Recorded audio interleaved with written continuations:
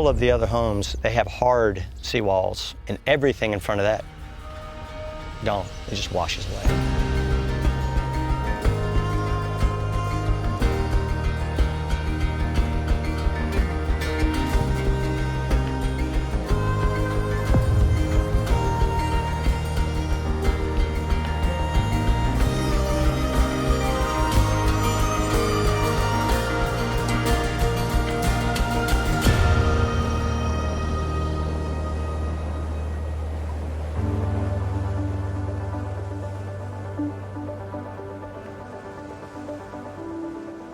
When you make a decision to buy a piece of property on the coast, on the water, you're drawn to it because of a coastal lifestyle. There's lots to do, the weather's beautiful, the scenery's gorgeous, it's more relaxed, it's healthier, there's seafood if you like to fish, if you like to paddleboard, kayak, there's so much to do, but what goes along with that is impact by Mother Nature.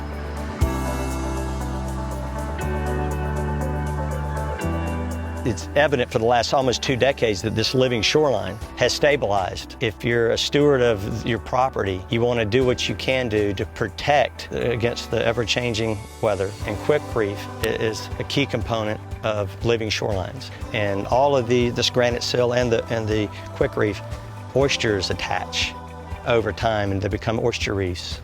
And all the seagrasses are natural. They attract marine life.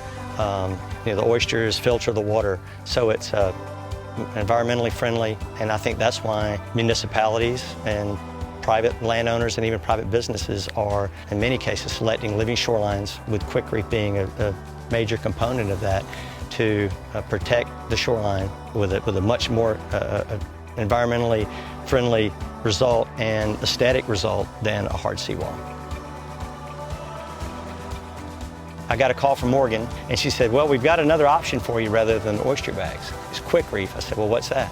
They look like large tiles made out of marl and seashells, and so it looks natural. I think it's achieving a goal of protecting that edge of the property so that it will allow the Spartina grasses to grow. And living shorelines is really a much better alternative.